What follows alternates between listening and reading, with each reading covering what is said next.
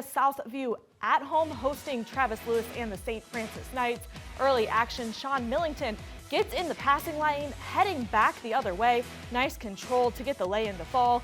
St. Francis, though, would go on to respond. Stephen McCoy back the other way, drives hard to the lane and off the glass for the score.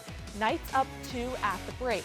Early in the third, Knights in transition. They go off the glass for Coron Hornbeek, who finishes with the slam, but the Cougars get their offense going. Tommy Mackin with the nice pass to Grant Paul for the lay-in.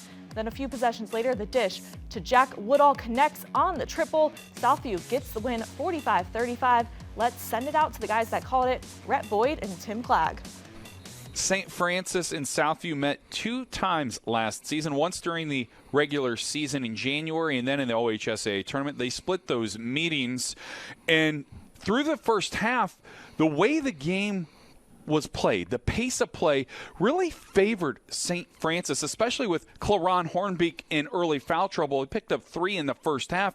Stephen McCoy, the junior, was their offense. 12 first half points, but then Southview limited him to nothing in the second half. Yeah, and I think, well, you said it. I think if you looked at this game coming in, I think Travis Lewis got this game to be played at his pace and his tempo for St. Francis. But I think that's the evolution, though, that you've seen from Coach Bredelson and Southview, is that they now can play at that pace with that physicality and have success. And for them defensively to hold St. Francis to 35 points, you do that at any night, whether it's tournament time or the regular season, you're going to win. And they were able to do that here tonight, and they were able to put a run together to start that fourth quarter that really caused some separation between the two teams, and then they were able to take care of the ball, knock down some free throws down the stretch, and get a big 10-point victory. That was the key for Mike Bredelson. Chatting with him this week was matching the physicality that St. Francis brings. And his post player, the junior A.J. Jump, responded very well, putting up a team high and a game high 13 points. Well, we talked about him in the open, his ability to score from all 3 levels of the floor, and we saw it tonight. And he was able to score from the low block area. We saw him step out and knock down a big 3, and then when he got to the free throw line, he was 6 for 7 from the foul line this evening, and that was huge, because that was the reason why in that fourth quarter they were able to get some separation from St. Francis and come away with a big non-league victory.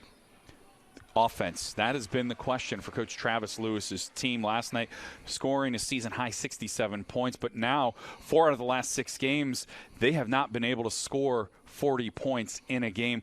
What do they have to do to try and improve as a group offensively moving forward, especially in Three Rivers Athletic Conference play? Well, I think, one, I said, they need to stay out of foul trouble. I think especially with Coron Hornbeek, he's so important to them on both ends of the floor, and he got saddled with 3 quick fouls this evening in the first half, and that really hurt their offensive prowess. He needs to be on the floor. You play through him because he can score and he can create, in terms of kickouts to his teammates, create offense that way. And I think they also need to, on the injury front, get Fizel Crumby back, because he's one of their leading scorers, as well, double-digit scorer. His first 3 ball games this season averaged 18 points a game before he sustained an injury. And when he gets back, it's going to allow everybody else to kind of settle back into the roles that they're comfortable with. And I think at that point you'll see some rhythm being able to be maintained from a consistency standpoint for St. Francis. 14-6 run in the fourth quarter, the difference maker, allowing Southview to secure the 10-point victory. They move to 8-0. St. Francis falls to 3-6 on the season.